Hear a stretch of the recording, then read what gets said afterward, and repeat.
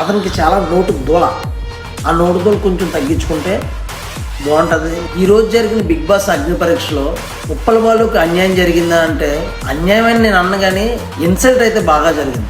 ఎందుకంటే ఎంతమంది వచ్చినా ఎవరో ఒకరు యాక్టివిటీస్ వాళ్ళు చేసి వాళ్ళు నిరూపించుకోవడం అనేది బిగ్ బాస్ అగ్ని పరీక్షలో ఒక భాగం. అయితే ఉప్పల బాలు వాళ్ళన్న మాటలకి ఇన్సల్ట్గా ఫీల్ అయ్యి అసలు మెయిన్ కంటెంట్ ఏదైతే ఇద్దామనుకున్నాడో, అంటే బేసిక్గా ఉప్పల బాలుకి ఫ్యాన్ ఫాలోయింగ్ ఉంది, బాగా ఎంటర్టైన్ చేస్తాడు, ఇవన్నీ పక్కన పెడితే అతనికంటూ ఒక ప్రజెంటేషన్ అనేది ఉండాలి. అదైతే లేదు అక్కడ. అందరూ చాలా ఇదిగా ఏదో యాక్టివ్నెస్గా ఏదో యాక్టివిటీస్లో పాల్గొన్నారు.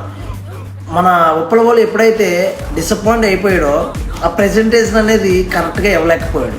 హిందూ మాధవి గారు మీరు ట్రాన్సా అని అడిగింది. ఒక మగోడిని ట్రాన్సా అని ఎలా అంటారు మీరు? ఎంత డిస్రెస్పెక్టబుల్గా ఉందా ఆ వర్డ్. ఇబ్బందిగా ఫీల్ అయ్యి అంత కాన్ఫిడెన్స్ లాస్ అయిపోతారు చెప్పండి. అదొకటి. నవదీప్ గారు సభ్య సమాజానికి ఏం మెసేజ్ ఇద్దాం అనుకుంటున్నావు అన్నట్టుగా ఇన్సల్ట్ చేశారు, ఇంకా చాలా మాటలు మాట్లాడారు. అయితే మీరు ఇంతమందిని ఇన్ని విధాలుగా ఇన్సల్ట్ చేసి మీరు ఈ సభ్య సమాజానికి ఏ మెసేజ్ ఇద్దాం అనుకున్నారు? సరే ఓకే, బాలు అనేది మనకు సరైన ప్రజెంటేషన్ ఇవ్వలేకపోయాడు.